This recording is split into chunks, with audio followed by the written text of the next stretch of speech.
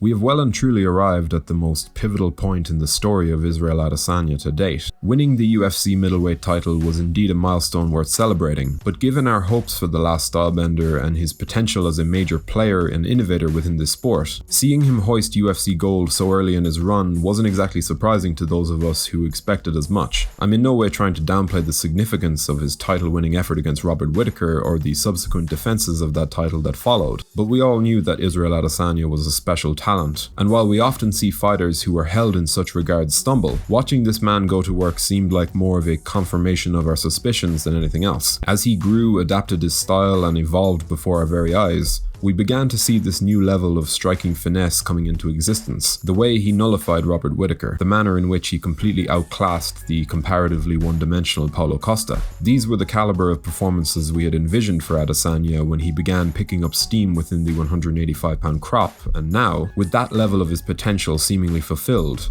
his level of form demands that we ask different questions of ourselves. This hugely talented, dynamic contender has rose to the top of the pile to establish himself as the single greatest middleweight on the planet. But now, the time to question his more lofty aspirations has come. Adesanya has spoken about light heavyweight, about Jon Jones, and even about a dip into the heavyweight division if things play out. This is a new chapter in his pursuit of greatness, one that undoubtedly carries with it a greater level of risk than most esteemed champions are even willing to take. With Israel set to make a stab at winning the light heavyweight title against its reigning champion Jan Blachowicz at UFC 259 next month, like all fighters who move up in weight, we will see the middleweight king narrow the playing field through this 20-pound leap. And it's at this point where the risk factor goes up, the tension escalates, and when fight night comes around, this will truly be an unmissable step for his growth. I think Adesanya has had his star-making performance, but I still think that there's a lot of room for him to grow into a truly huge name for this sport. And while many people originally scoffed at his expression of interest in fighting Jon Jones next year in 2022, when you actually stop and think about how the pair's 2021 is set to play out, if the pieces do in fact align,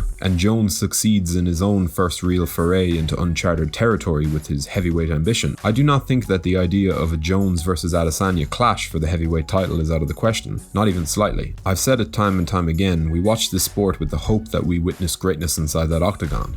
Moments that take the framework that is mixed martial arts and its rule set, and bring to it something that truly causes us to take a step back, in awe of what we just saw. Though we've seen double champions become more of a normal presence in this modern day, again, I find Adesanya's trajectory so intriguing that I'm already feeling the weight of what he's trying to achieve. If you're enjoying this video, be sure to leave a like and a comment below to keep this train moving. We're looking forward to bringing you even more excellent content this year, so make sure you subscribe now to stay up to date with all of our latest uploads. Jan Blachowicz was indeed a late bloomer, a fighter we had already pigeonholed due to his meandering form in his earlier years. I don't think it's a stretch to say that he's an underrated threat in this contest. He's got the power to shut anyone's lights out, that much is certain. And through that ability to upset the odds in recent years and develop this finishing ability, he'll come into this bout confident that he can hurt Israel if he lands. We've seen Adesanya hurt before, albeit at the hands of the much quicker Kelvin Gastelum.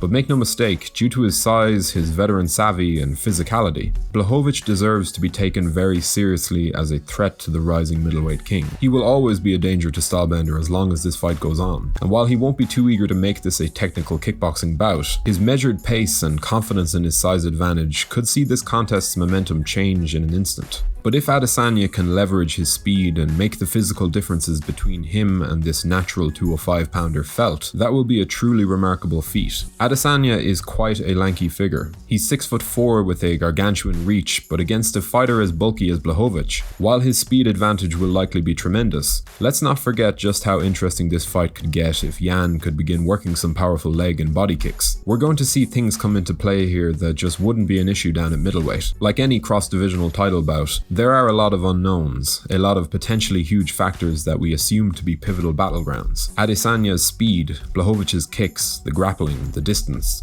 the translation of Israel's power up a weight class, and the damage Jan could potentially do to another middleweight on the rise from his divisional home. So how do I see the fight going? Well, I think that our preconceived notions about Jan Blachowicz may cause some to downplay his chances here, but in all honesty, I think there's a real possibility he shuts Israel down in brutal fashion. However, my fear for him would be that he, like so many others who have faced Stylebender over the years, will get frozen because of the constant feints and trickery. I think Jan's natural pacing may work against him in the sense that it will allow Israel more time to make reads, set traps, and develop a fight-winning strategy. Clearly Adesanya is the more technical striker of the two, and while it wouldn't be overly characteristic of Blachowicz to bull rush him and make it an ugly fight, I do believe that his best path to victory here will be to establish that tone early on. If Israel has time to make reads, then I believe that he will begin to take this fight over, and I do see it playing out in that fashion. Blachowicz does have a real shot here, of that I have no doubt, but I've seen too much of Israel's mastery of the striking realms to think that he couldn't replicate his amazing work at 185 pounds in this new weight class. Israel has fought in multiple divisions in kickboxing, and while yes, the smaller gloves, wrestling, and grappling makes the jump in weight a lot trickier in mixed martial arts, I just think that Adesanya is as special as we've been led to believe. Sometimes you just have to have faith in greatness, and while I don't think it's an easy fight by any means, do not be surprised if Israel Adesanya serves up another masterclass.